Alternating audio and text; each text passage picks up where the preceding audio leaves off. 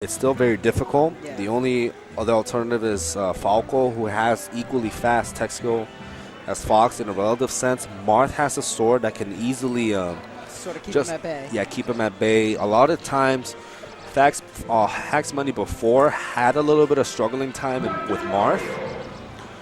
He would lose to one of the top Marths in New York City. And he just had a little bit of difficulty against Marth in general because Marth has a grab game and a lot of situations where it will just not allow Hack's Money to move. And sometimes one thing that Fox players need is warm hands. If your hands start getting cold, it doesn't move much because the Marth is grabbing you and just tech chasing you, chain grabbing you, and all that. It gives you a brief moment to rest your hands and allows your hands to be cold, and in a more of a metaphysical way, it can affect your tech skill. And that's one of the things that Marth thrives on against Foxes is when the Fox is not perfect, when Fox messes up tech skill, that's when Marth starts just abusing the fact that they have grabs and stuff like that.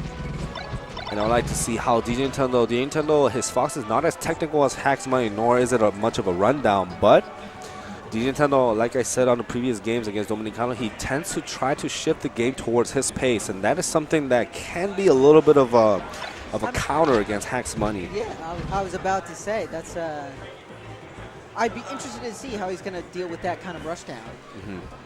Like, how do you set your own pace against a person that's going to be that aggressive? The only Hack's Money did before just adapted to DJ Nintendo's pace and just kind of follow through with DJ Nintendo's pace. He kind of slowed down himself as well. He will still exhibit the amount of tech skill, but he'll just not approach as much. I would like to see how these players will be adapting each other this time. Hax gets the shine this time. He gets a double shine instead right there. Goes for the backer, misses the aggro right there. DJ Nintendo has a second lease of life right there. Hack's Money cross cancel gets to the shine right now. DJ Nintendo has the center stage, but Hax rolls. Up smash, smart stuffs, and any other attack. Hax could have crouch canceled to see if he can just get the ledge. Hax immediately goes for the drill, but right now opportunity. Ooh, I think DJ Nintendo was expecting Hax to roll, but Hax does not roll and then misses the ledge dash. DJ Nintendo with a healthy lead right now. Ooh, goes for the double jump there. Right now, as you can see, Hax previously against New York Joy, he was kind of up in his face, but against DJ Nintendo, he's respecting his space this time. Ooh, gets a shine right there. DJ Nintendo just trying to show Hax that he cannot get the ledge for free. The shine has a little bit of a deceptive range that not many people really know. Yeah, I was about to say that it did not look like it connected. But believe it or not, Fox's shine is actually bigger than Falco's shine, despite the picture actually being bigger. So the hitbox of the Fox's hexagon shine actually extends a little bit more. And that's what makes Fox another reason why people say that he's broken. Would you say that he's broken? I mean, he's obviously one of the best in the game. But does he reach the level of broken? Once, if a player has a tech skill and just proficiency, I would say yes. Interesting. So but if it's dependent on the player like that, does that mean it's broken? Dependent on the player, probably. It's like you know. Because when I think broken, I think of a character that even someone as like terrible as me could possibly win a game because of how broken it is or how strong it is. It all depends on how proficient you are, because in ancient Japan, there's a quote that says, "A master of a pebble can defeat a novice with a bow and arrow." Interesting. So it doesn't matter. It doesn't matter if you use the same tools. If you're a master at that same tool that you're using equally, it's the arrow, not the Indian, or it's the Indian, not the arrow. It's always the person shooting. Unfortunately, Hax does not get the angle there. Loses the game one. And you'll see how Hax Money is more of a tech savvy in this case, but unfortunately he gets run down this time. He's going to go back to Battlefield. These two players have been playing for quite some time, even before when Hax was playing Falcon, and they will always go for Battlefield because Tri-State love Battlefield. Especially these two players, they love Battlefield with all their heart. it's not going to be that surprising if they go back to Battlefield yet again after this game. What would you say is the benefit of Battlefield over the other stages? Just in general, the platforms are at optimal height, as one would say. Yeah. Not too high, not too low. The stage is at a decent size, allows both of the players to amply use the stage control in general. It's not too small like that. And the ledge mechanic is just precision requirement, so it's just pretty much neutral, as one would say, without having any janks like riding the wall or anything like that. Would you say that this or Final Destination is like the purest stage that they're expected in? I've been playing since 06, so I'm more of a Final Destination person. But I get to understand why these people like Battlefield, because it kind of allows them to get more creative combos and DIs. Yeah, it's definitely. I was about to say there's a little bit more creativity and more variety of what you're going to get out of match. And Final Destination, a lot of the time, no matter what kind of player you are, ooh my God, forward smash. Final Destination, no matter what, is like how do you say? It doesn't really show what kind of player you are, because you're just facing one by one without having any platforms to see. So it doesn't really tell if you're an aerial person or you're a grounded person or anything of such.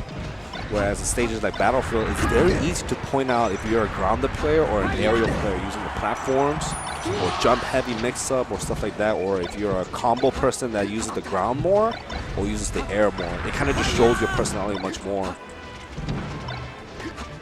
And right now, looks like Hack's Money right now, he has the incentive right there, but unfortunately loses stock by there with the failed ledge dash.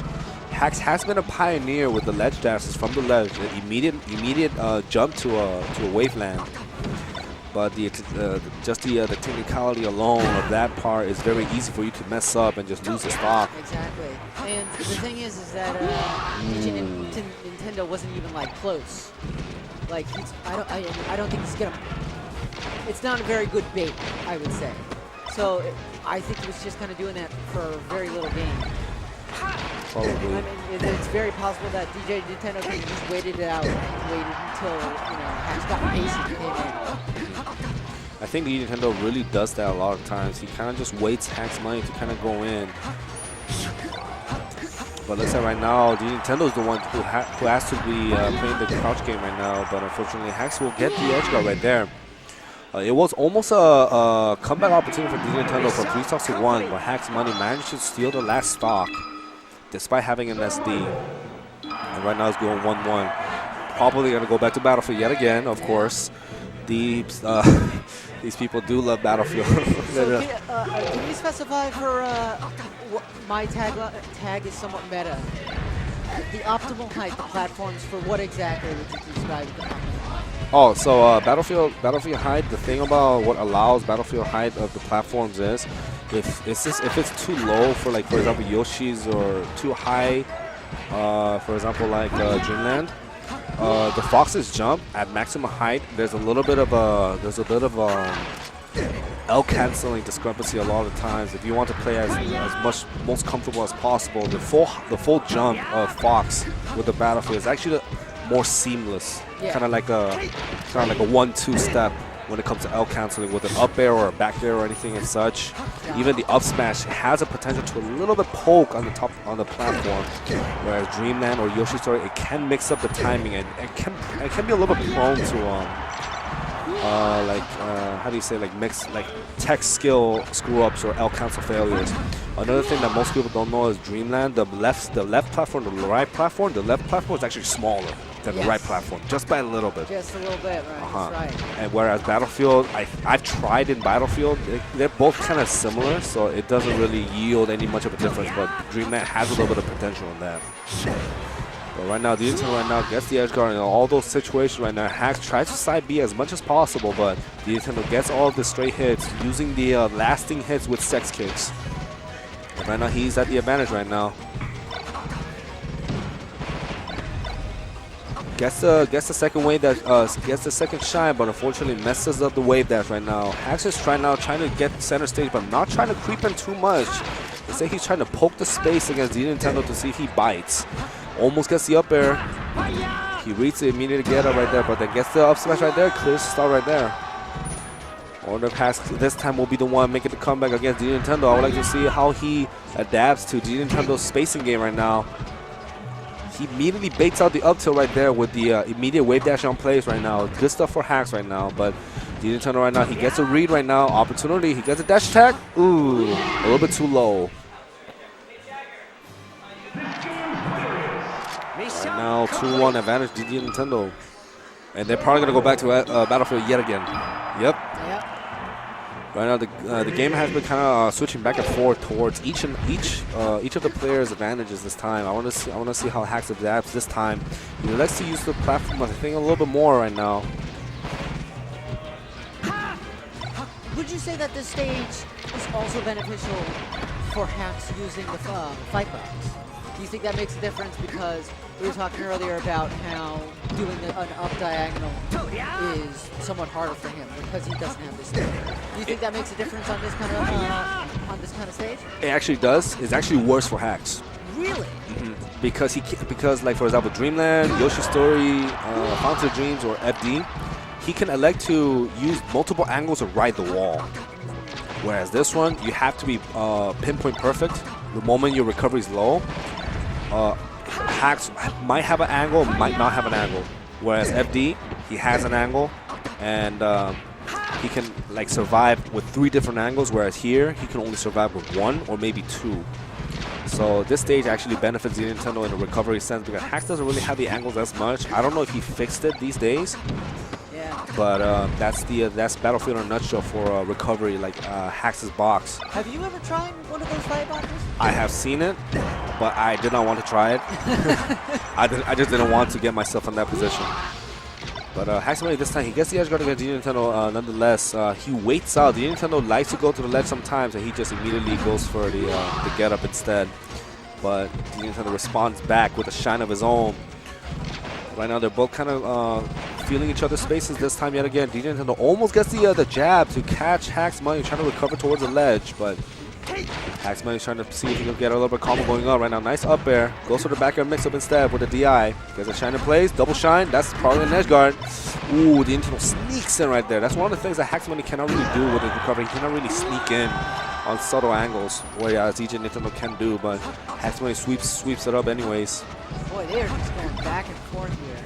Like it's interesting because we've seen matches earlier today that they were keeping it close in the match, in the fights themselves. Yeah. But with here, it's like complete domination one round, complete domination the other round. Yep. It's interesting. Like I wonder if this is going to go back in DJ Nintendo's favor this time, or if it's going to be closer. Could be closer. We never know. All it takes is whoever gets the first signature shine. Hacks tries to get for a second up, but gets the tech shade right there. Opportunity for Hacks to see if he can put more pressure. He wastes it instead with the pivot. Shine opportunity, goes for the down for the ledge instead. Tries to go for triple shine. Hacks loves to put a lot of pressure with multiple shines against the shield. He believes that using multiple shines against the shield is actually optimal in a way that he can just abuse the fact that the opponent cannot really do much out of shield unless they're perfect. Almost gets the backer right there, but right now they're both kind of even percent right now. Almost gets the edge guard situation for DJ Nintendo, but I think he messed up using an up air instead of a back air. Nice back air. He mixes up the DI big time against D Nintendo. Probably D Nintendo expected Hacks Money to do a up air, but I think that's going to be the start right now. They're going even. Yeah, we're going even. We're going to make it as dramatic as possible. Yeah, right now I don't know who's going to win because right now they're both kind of adapting each other's right now. It's interesting because the psychology of the match has sort of gone back and forth. Just like the games themselves have gone back and forth. It's just, there's some times where Hacks is trying to rush down and DJ Nintendo's just not having it. And there's other times where Nintendo is sort of feels like he's doing it. It's interesting how even like the psychology of the match is switching from game to game. Yeah, definitely. Especially in a game fight situation like this, it's very easy for someone to lose composure and just start overthinking just by a bit. And just one little composure screw up or one little psychological advantage is just gonna probably set the pace against the opponent, whoever it is. So let me ask you, what is the worst example of salt that you have seen? Salt? Yeah, like assaulting music. Like, are we talking touching a wall or something like that? What's the worst thing you've seen? Someone destroy a controller. Wow.